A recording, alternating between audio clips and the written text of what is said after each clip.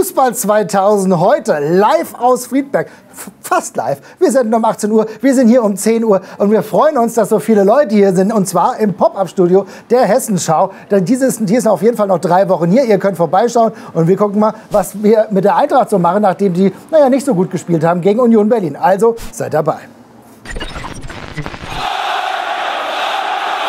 Fußball 2000 heute im Pop-Up-Studio in Friedberg, der Hessenschau. Und mein lieber Basti, ich muss sagen, ich habe eine herausragende Atmosphäre am Sonntag bei der Eintracht gegen Union gesehen. Aber was nicht so herausragend war, da muss ich sagen, das war die Defensivleistung. Denn 3:4 verloren, eigentlich 3 Tore geschossen, aber es hat zum Sieg nicht gereicht. Lieber Basti, beschreib mal aber erstmal diese Atmosphäre, weil man muss sagen, bevor wir wirklich in die Analyse des Spiels gehen, wie krass war diese Stimmung? Zum zweiten Mal innerhalb kürzester Zeit herausragende Choreo abgeliefert. Das ist Eintracht, wie wir sie kennen und lieben. Tatsächlich, das waren zweimal Gänsehautmomente schon vor den Spielen. Ja. Am Donnerstag hat das Spiel dann auch mitgeliefert, am Sonntag dann nicht, aber du hast schon gesagt, also dass die organisierte Fanszene zweimal hintereinander fast eine ganz starkes Stadion-Choreo hinkriegt, das ist schon Wahnsinn. Das muss man auf jeden Fall auch würdigen, weil das hat für unglaubliche Atmosphäre gesorgt. Es war sehr, sehr geil, es war auch geil, dass die Eintracht im Walter-Spiel die Eintracht abgespielt hat, es war richtig geil. Also die Stimmung kriege ich jetzt so Gänsehaut, wenn ich dran denke. Und das innerhalb von so kurzer Zeit zweimal zu pullen. Richtig geil, Alter. Das war wirklich herausragend. Lasst mal ein bisschen Liebe da für die Leute, die das gemacht haben, in den Kommentaren. Und wir haben uns übrigens heute nicht abgestimmt, aber haben beide ein Frankfurter Waldstadion. Waldstadion. Siehst du, da kommen seine Sangeskünste schon wieder raus. Aber das war natürlich herausragend. Aber wir müssen so ein bisschen jetzt leider auch ins Spielerische gehen. Natürlich 100 Jahre Waldstadion müssen wir noch ein bisschen feiern auf jeden Fall. Aber es ist leider so, dass die Eintracht am Sonntag nicht so richtig abgeliefert hat. Und das hat schon gleich angefangen. Wir haben in den Highlights ja gesehen, könnt ihr übrigens mal reinschauen, haben wir eben schon online gestellt. Da hast du gesehen, natürlich hat die Eintracht gut angefangen, aber die defensiven Schwächen, die sich früh gezeigt haben, auch schon gegen Galatasaray, die haben dazu geführt, dass die Eintracht schnell in Rückstand geraten ist. Ja, so kannst du es nicht spielen. So kannst du es gegen keinen Gegner der Welt spielen. Das war weit weg von allem, was stabil, was diszipliniert, was schlau auch angeht. Das war eine komplette Naivität defensiv. Und momentan hast du zu viele Jungs, die zu weit weg sind von ihrer Topform. Vielleicht haben die letzten Wochen und die Gegner auch ein bisschen uns da ein Stück weit geblendet. Ja. Also Gala war auch einfach bei weitem nicht so gut, wie man gedacht hätte. Und gegen effiziente Berliner hast du gestern verdient verloren am Ende. Du hast verdient verloren, das ist absolut richtig, um jetzt das Fazit schon zu ziehen. Aber ich will noch mal ein bisschen rein. Bei der Defensive müssen wir ja sagen, wir haben gegen Leverkusen schon gesehen, da sahst du teilweise ziemlich alt und schwach aus. Du hast gegen Galatasaray gesehen, dass du bei dem 1:0 auch schon schnell in Rückstand geraten bist. Da konntest du es mit deiner offensiven Qualität wieder wettmachen. Aber erneut, lieber Basti, war es so, dass die Eintracht zu leicht dem Gegner es gemacht hat. Und ehrlich gesagt haben wir 3-mal den gleichen Treffer kassiert. Und Berg wird sich heute noch fragen, gegen wen er da getroffen hat, der ja sonst nicht für seine Torstärke in der letzten Zeit irgendwie bekannt ist. Was ist da denn los? Kannst du mir so ein bisschen genauer illustrieren, wo die Probleme liegen? Keine Ahnung, Alter, weil genau das habe ich im Stadion... Warum ich dich denn an hier? Ja. Ich hatte das im Stadion so abgefuckt, Alter. Die haben einen Bauer an der Seitenlinie, der Oliver Burke ist auch ein Bauer, der sieht aus wie ein Kreisliga-Kicker. Und immer wenn es gegen uns geht, ich glaube, Steffen Baumgart hat nur ein Spiel gegen uns verloren. Ja. Das geht nicht, Alter. Jetzt reg ich mich doch wieder auf. Und Oliver Burke genau das Gleiche. Also im Endeffekt weiß ich nicht, warum die Eintracht das nicht hinbekommen hat. So ein bisschen hat es trotzdem Leverkusen-Vibes gehabt, weil auch Leverkusen natürlich spielerisch viel, viel besser, aber an dem Tag, als wir in Leverkusen gespielt haben und jetzt Union Berlin auch, die Eintracht lässt sich zu leicht abfacken. Du kannst die Eintracht sehr, sehr leicht abfacken, dass sie dann genervt wird, dass sie ihre eigene Struktur verliert. Wenn du hart gegen die Eintracht vorgehst, dann verliert sie ihr Mojo ziemlich schnell. Und das ist ehrlich gesagt alarmierend, dass du zu wenige Spieler hast. Du hast vorhin angesprochen, sind nicht alle in Normalform. Aber ich finde auch, dass du zu wenige Spieler drin hast, die sagen, was willst du denn, Union Berlin? Okay, wenn ihr uns auf euer Niveau runterziehen wollt, das können wir auch. Und dass Union das an dem Tag clever macht, stimmt auch. Aber dass Union an dem Tag überhaupt clever sein kann, das war die Schuld der Eintracht. Also es war nicht so, dass ich sage, okay, Union Berlin, wow, da haben sie sich aber einen Matchplan überlegt. Nee, die Eintracht hat Union Berlin die Situation zum Cleversein überhaupt erst ermöglicht. Und dann macht Union das natürlich sehr effizient, dann steht es plötzlich 4:1, auch wenn das Spiel das vielleicht nicht komplett hergegeben hat. Aber das darf dir eigentlich nicht passieren und das darf dir gerade so früh in der Saison nicht passieren. So ein Spiel kannst du im Ende November erklären, wenn du sagst, Alter, das war ein harter Oktober, das war ein harter November, es ist kalt, bla bla. Nicht jetzt schon. Vor allem hat Dino Topmöller ja vor dem Spiel eine Sache immer wieder herausgestellt, dass die Main Message nach Galatasaray war, solche Abende sind nur möglich, wenn wir uns auf die Bundesliga fokussieren, wenn wir wissen, nur wenn wir diese Spiele ernst nehmen, nur wenn wir da hellwach sind, können wir überhaupt solche Abende erleben. Das ist die Basis für alles. Das war die Message, die er direkt nach dem Spiel der Mannschaft mit auf den Weg gegeben hat und bis zum Anpfiff gegen Union Berlin genauso. Und ich weiß nicht, ob die alle nicht hingehört haben. Irgendwie kam diese Message nicht an, weil das war das komplette Gegenteil. Also wenn du derartig Geschenke verteilst, ja, mit einer solchen Naivität, dann wirst du auf Dauer solche Abende wie am Donnerstag halt nicht mehr haben, weil das wird dann nicht reichen. Da hast du vollkommen recht und ich will noch mal ein bisschen tiefer reingehen. Natürlich fehlt uns eine Personalie, die, ich glaube, dieser Mannschaft noch ein gewisses Extra gibt. Christensen... Hier fehlt auch Götze übrigens. Götze auch.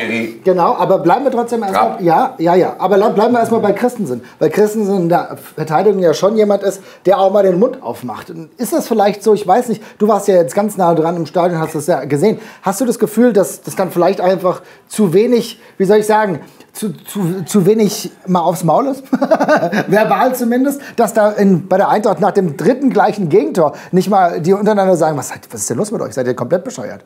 Ja, tatsächlich. Ich meine, diese ganzen Dinge, die jetzt in den letzten beiden Spielen in der Bundesliga zumindest passiert sind, sind seit der Christensen-Verletzung passiert. Das ist in Leverkusen mit der Christensen-Verletzung gekippt. Aber ehrlich gesagt wäre mir das viel zu einfach. Mir auch. Mir wäre es viel zu einfach zu sagen, nein, es ist mir viel zu einfach zu sagen, wenn du sagst, ja, ohne Christensen kriegen wir das da hinten nicht organisiert, dann das wäre mir viel zu einfach, weil du hast trotzdem gute Jungs da stehen, du kannst eine gute Viererkette stellen.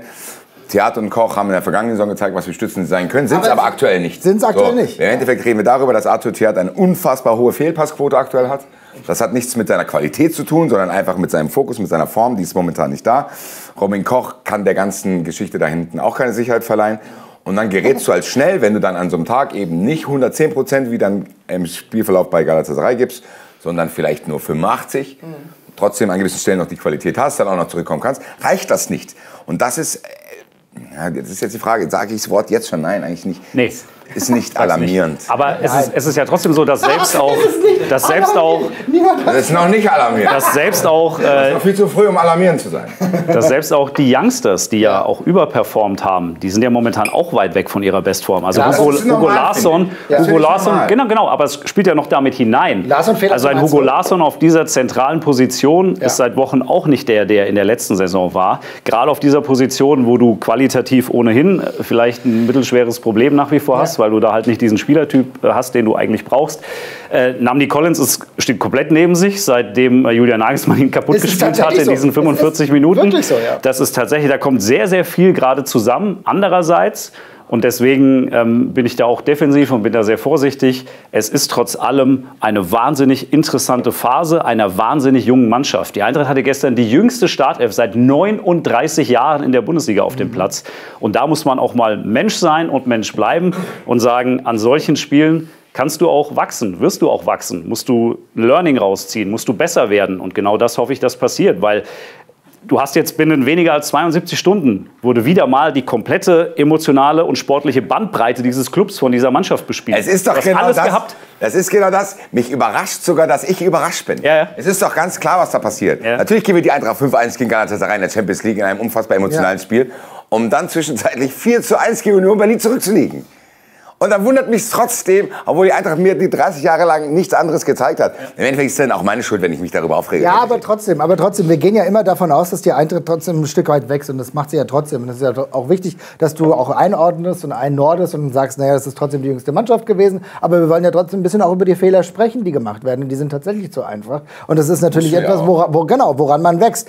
Aber dreimal den gleichen Konter zu kassieren, ist natürlich blöd. Und ist auch in der Kommunikation innerhalb der Eintracht, einfach innerhalb dieser Mannschaft, offenbar auch ein Fehler, dass du halt das nicht hinbekommst, zu sagen, jetzt passt mal ein bisschen darauf auf. Wir kommen noch auf die positiven Sachen, weil ich meine, im Endeffekt sind noch 2 Tore passiert, es hätte fast noch für einen Ausgleich gereicht. Ja? Also da kamen noch positive Dinge. Ich will aber trotzdem einen Punkt noch mal ganz kurz ansprechen, den du erwähnt hast, weil ich höre jetzt schon wieder von vielen, ja, die Eintracht war jetzt doch zu defensiv auf dem Transfermarkt. Ist das dann etwas, was man allein dadurch begründen kann, wir haben einen Sechser nicht geholt? Also mir ist es so billig, ehrlich gesagt, weil ich mir denke, ja Leute, der Kader ist doch trotzdem gut genug und wir haben ja auch jemanden wie Heule und so weiter und so fort. Wir müssen, ja, ich weiß, das siehst du vielleicht dann nicht so, aber trotzdem musst du doch mit dem Material arbeiten, was du hast.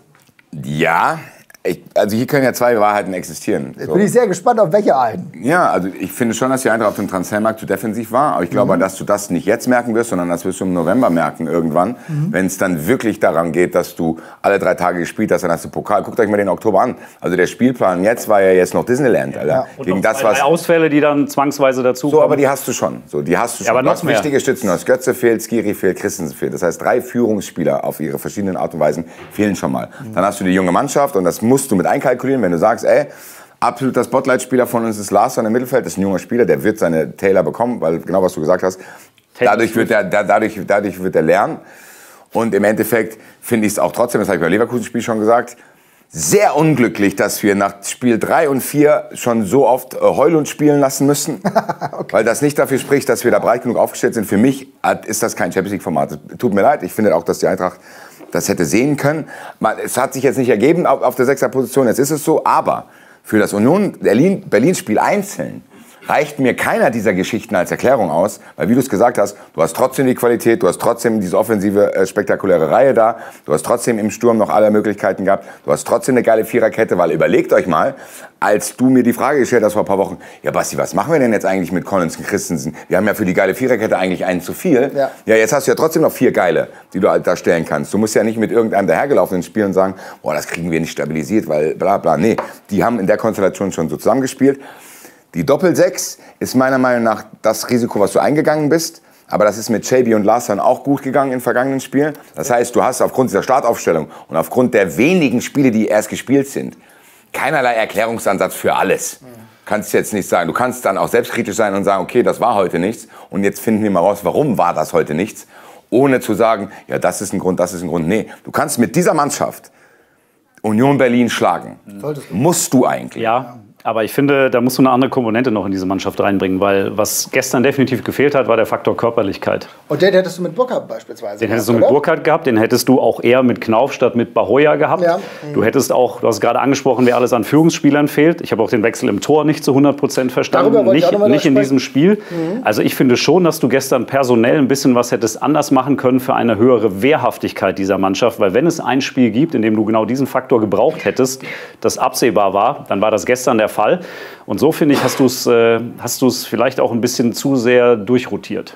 Ich finde es ganz interessant. Du hast eben genau die Körperlichkeit angesprochen. Und lass uns doch mal bei Johnny Burkhardt bleiben. Burkhardt, der gegen Galatasaray wirklich gezeigt hat, wie wertvoll er für die Eintracht sein kann. Hat gleich eine Relevanz übernommen, war gleich ein Spieler, ein Zielspieler, muss ich definitiv so sagen. Und natürlich wissen wir auch, Johnny Burkhardt ist jetzt nicht jemand, der vielleicht 34 Bundesligaspiele macht, ne, weil er immer mal Wehwehchen hat. Solche Kleinigkeiten sind halt schon dabei. Aber trotzdem, er sah nach dem Spiel gegen Galatasaray ziemlich fit aus. Daran lag es gestern auch nicht. Nee, also der war fit. Und als er reingekommen ist, hast du auch wieder einen kleinen Shift gemerkt. So ist es. Ist gar nicht wirklich ein Fehler gewesen. Auch weil ich kann das emotional verstehen. Ich verstehe, dass man Wahi reinbringt, weil man sagt, auch er soll mal wieder die Möglichkeit bekommen, vielleicht auch mit einem Tor dann in eine positive Zukunft gleiten. Aber das war halt leider ein Negativteil für die Eintracht. Ich finde es halt ein bisschen unnötig gestern, weil du hast keine englische Woche vor der Brust. Du kannst diesen Flow aus Donnerstag mitnehmen. Du kannst diese Jungs, gerade Johnny Burkhardt, der seinen Doppelpack macht, der komplett da oben schwebt nach diesem Donnerstag, den setze ich dann eigentlich nicht auf die Bank. Es sei denn, es gibt handfeste Gründe dafür. Ja. Bahoya verstehe ich, weil der hat ja bisher auch performt in dieser Saison, ist aber für mich der falsche Spieler gegen einen so physisch robusten Gegner wie Union Berlin. Ja. Am Ende bist du natürlich hinterher dann auch da wieder deutlich schlauer, aber ich finde schon, dass du mit Johnny eine andere Präsenz vorne in der Box drin hattest, weil das eben ein wehrhafter Spielertyp ist. Ja. Und ja, also sowohl Bahoya als auch Wahi sind halt permanent abgeprallt. Und das Spiel das war vorne so ein bisschen hippelig mit den beiden. Das war hippelig und das war physisch nicht präsent genug.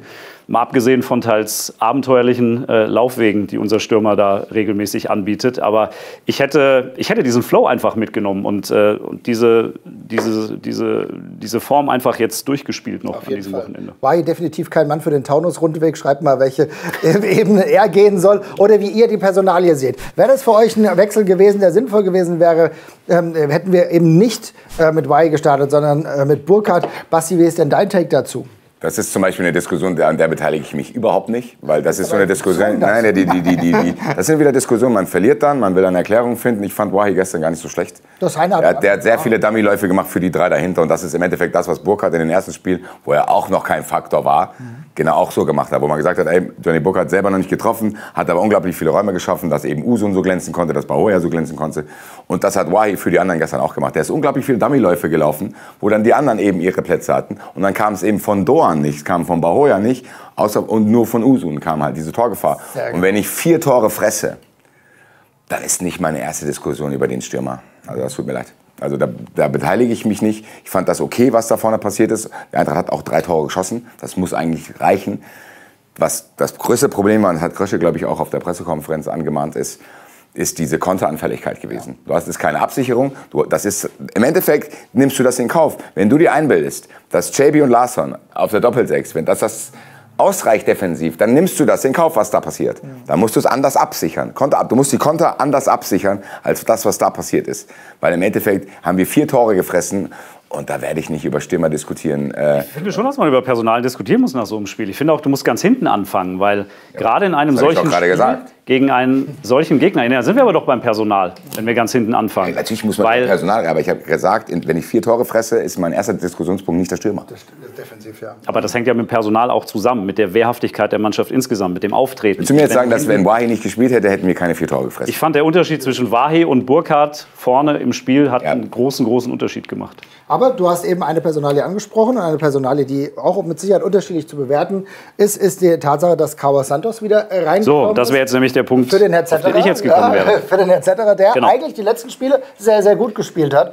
Und kam für mich ein bisschen überraschend. Also es war klar, dass Santos jetzt perspektivisch bald reinrückt. Wir hatten ja auch schon gedacht, könnte es irgendwie, hätte schon früher der Fall sein können. Jetzt war es da. Es ist ja nicht so, als werden die Gegentore hätten die an ihm gelegen, aber es ist trotzdem ein bisschen unglücklich. Ist vor allen Dingen halt ohne Not. Das ist halt das Ding. Lass ihm halt 2 Wochen mehr Zeit. Du hast doch keinen Stress im Tor. Du hast überhaupt keinen Stress. Plus du hast einen Michael Zetterer. Bevor du weiterredest, also was wäre der richtige Zeitpunkt gewesen? In ein paar Wochen. Und dann passiert das Gleiche. Und dann,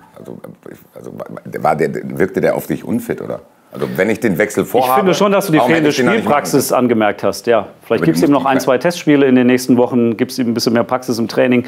Woran hat man das gemerkt? Ich finde, dass du einfach siehst, gerade auch mit Ball am Fuß, dass der einfach noch nicht wieder im Rhythmus war. Also Michael Zetterer war für mich mit Ball am Fuß die letzten Wochen stärker als Kauer gestern beispielsweise. Plus diese Präsenz, die der halt hat. Ein Zetti, der die Jungs halt auch mal wirklich in die Wurst macht. Hatte auch gemacht gegen Leverkusen übrigens auch, hast du deutlich gemerkt. Und das hast du halt, diesen Faktor hast du halt bei Kauer nicht, was man Kauer nicht vorwerfen kann, weil das ist ein junger Typ, der ist, mit dem willst du gefühlt mit dem Kaipi dich an den Beach legen und ein bisschen Samba tanzen, weil das halt einfach so ein positiver Typ ist. Du Samba tanzt, bitte. Gibt es Einblendung? Haben wir exklusives Material, was wir jetzt in der Abendsendung dann einblenden können? Ich bin sehr gespannt. Ja, also der hätte, glaube ich, der Hintermannschaft gestern auch gut getan in dieser Gesamtkonstellation. Ich fand es auch ein bisschen irritierend. Ich meine, nichts dagegen, weil du hast 2 absolute Spitzentorhüter. Und auf der anderen Seite ist es natürlich aber auch so, irgendwann musst du den Wechsel machen, den du seit Wochen schon angemahnt hast, beziehungsweise wo du Wochen schon gesagt hast, ja, Santos ist bald fit und der Wechsel wird bald kommen. Also du hast es ja angekündigt, ne? Also ich weiß nicht, ob das Ich glaube ehrlich gesagt, natürlich und nochmal, auch hier wieder, immer wenn wir verlieren, musst du irgendwelche Erklärungen finden. Man muss trotzdem nur aufpassen, dass man da nicht viele falsche Ausfahrten nimmt. Weil wann will ich denn diesen Wechsel machen? Wenn ich diesen Wechsel vorhabe, ich gebe Kevin Trapp ab, weil ich ihm sage, ey, Carlos Santos ist meine Nummer 1. Ich hole eine unglaublich solide, starke Nummer 2, was du jetzt gesehen hast, auf den du dich verlassen kannst, den du auch als Backup hast, falls diese Santos-Geschichte doch nicht klappt oder die Verletzung wieder aufbricht oder sonst irgendwas. Aber wenn ich doch kommuniziere, dass ich das machen will, dann habe ich doch viel größere... Stell dir mal vor, die würden Santos noch die ganze Zeit auf der Bank lassen. Dann habe ich doch viel krassere Situationen. Wir reden noch nicht von der ganzen Zeit. Ja, aber Bruder, irgendwann musst du dir die Spielpraxis in den Matches holen. Da kannst du 80 Mal gegen den FSV spielen, das holst du dir nicht dort ab.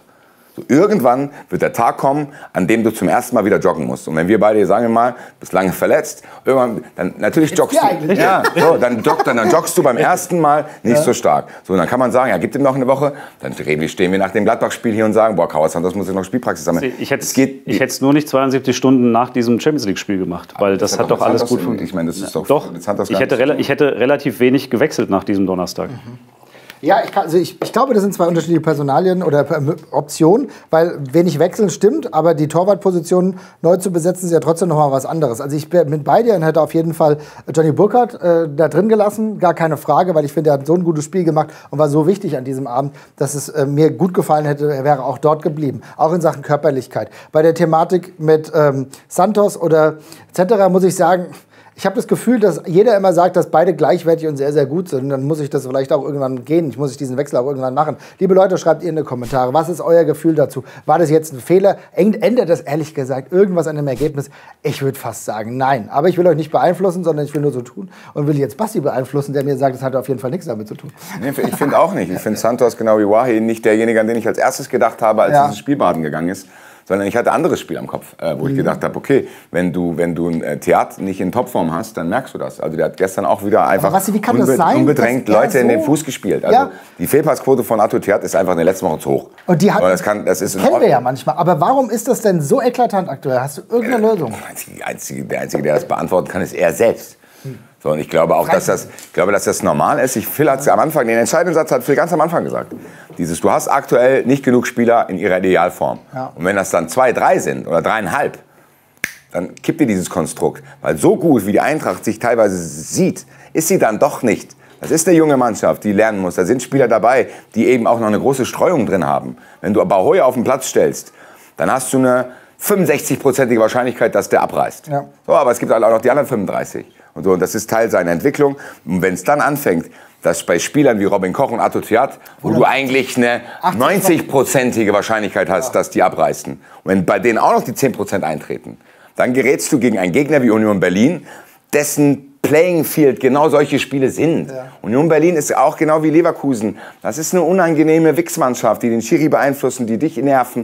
Und wenn du dann junge Spieler hast, die sich davon die Butter vom Brot nehmen lassen, dann hast du solche Spiele wie in Leverkusen und gegen Union Berlin, weil du eben nicht gegenhalten kannst, weil du alles irgendwie spielerisch lösen willst und nicht eben, was geht ab? Ja, wie du es vorhin gesagt hast, ey, come on. Aber trotzdem müssen wir ja sagen, wir reden jetzt auch so, als wäre es 1-4 gewesen.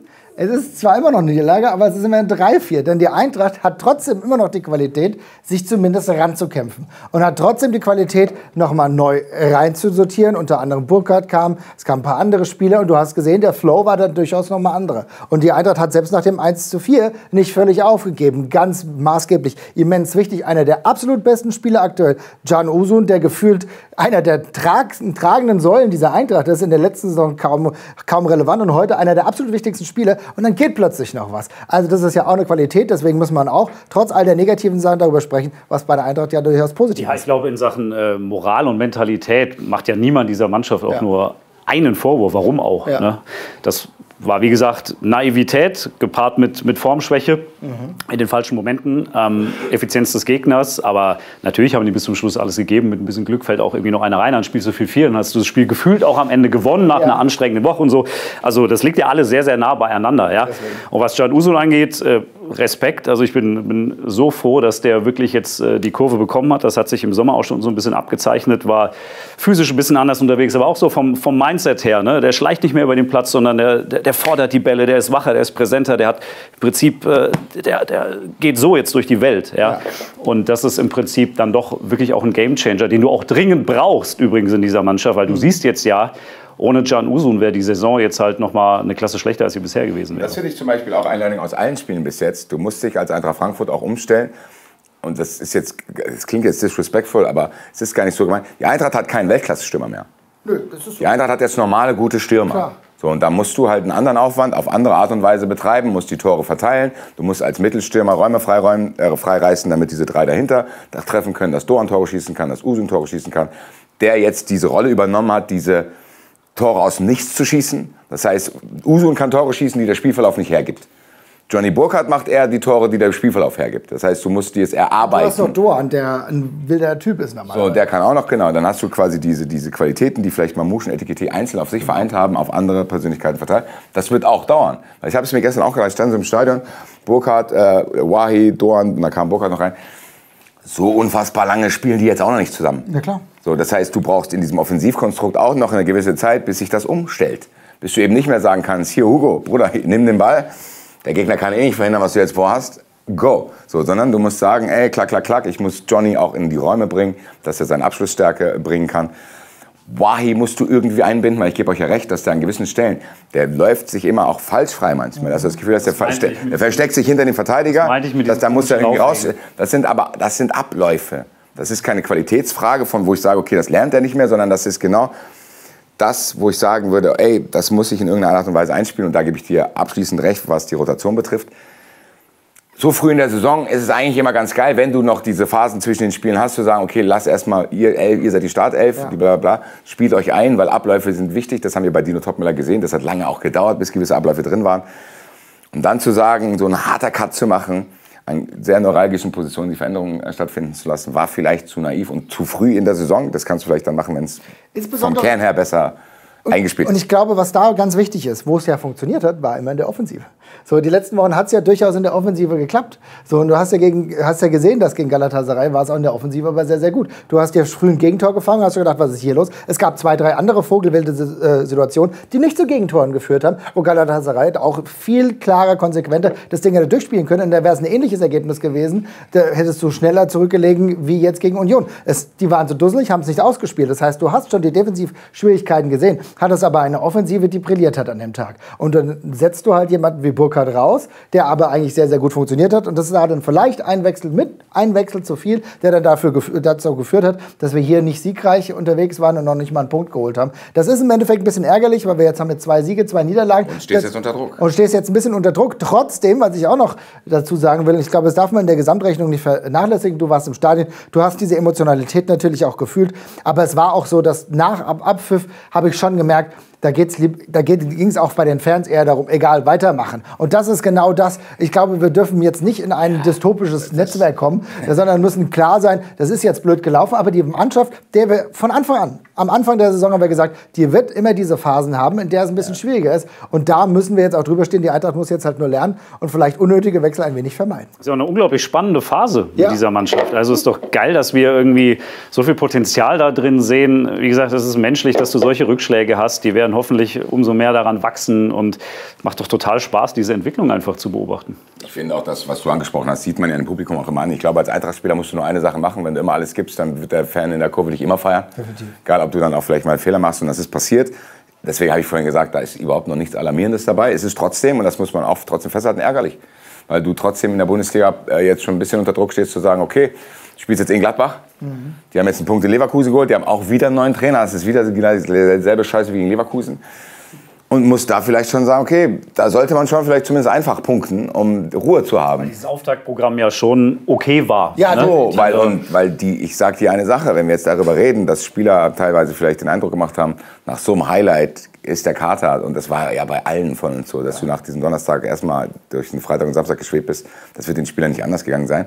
Aber Freunde, schlechte Nachrichten von meiner Seite, das wird nicht einfacher. Nee, das wird nicht einfacher. Das wird nicht einfacher, weil wir reden hier bald über Spiele. Du kommst irgendwann aus Madrid und dann kommt der FC Bayern plötzlich zu dir nach Hause und du musst sagen, okay, kann ich das Unionsspiel noch mal sehen, werden die dann sagen. Richtig. Und sagen, ja. Nicht nur das Unionsspiel, weil auch eigentlich, na gut, es war dann schon so, dass der Trainer vorher gewechselt ist. In Leverkusen hätten wir ein bisschen mehr Glück gehabt, wäre er ein bisschen länger geblieben. Wir hatten es auch vorausgesehen, wir hatten schon gedacht, okay, vor der Saison kann das echt gut sein, wenn Leverkusen sich bis dahin noch nicht gefunden hat. War ein bisschen anders, aber jetzt war Union auf jeden Fall der eigentlich trotzdem dankbare Gegner. Aber wenn wir über dankbare Gegner sprechen, will ich auch noch mal ganz kurz mit dir über Borussia Mönchengladbach sprechen, die jetzt als Nächste kommen. Eugen Polanski, aktuell der Trainer dort. Was können wir von Gladbach erwarten?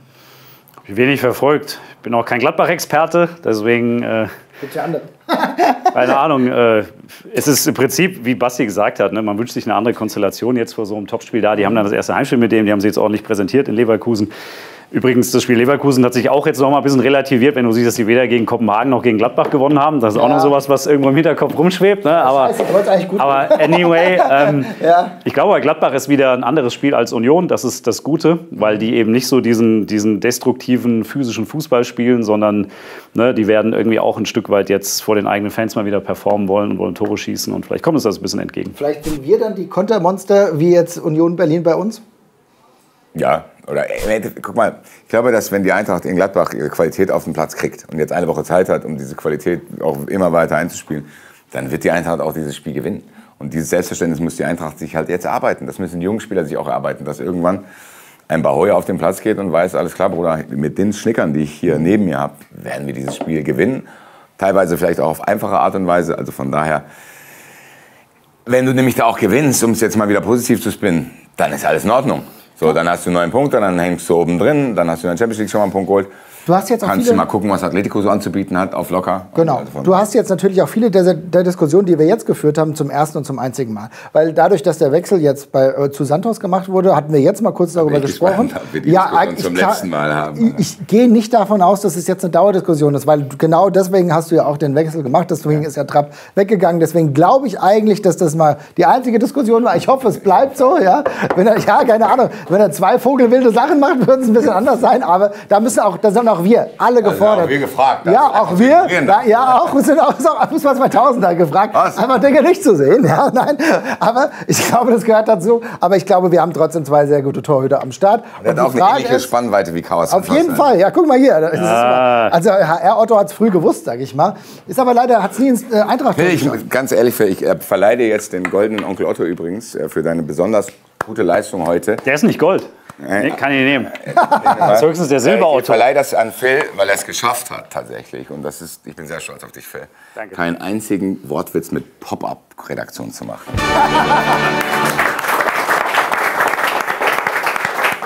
Liebe Leute, noch 3 Wochen ist das Pop-Up-Studio da. Wir kommen vielleicht auch noch mal wieder. Jetzt wird gelacht. Macht's gut, bis bald. Ciao, ciao. Unser Pop-Up-Studio hier in Friedberg kommt jederzeit mal vorbei. Und bis dahin guckt euch noch die Highlights dieses wilden Fußballspiels vom Sonntag an. Onkel Otto und ich und wir alle haben ordentlich gelitten bei diesem 3:4 gegen Union Berlin. Es war eine Menge drin, 7 Tore, viel Diskussionsbedarf. Die Highlights von uns kommentiert hier bei Fußball 2000.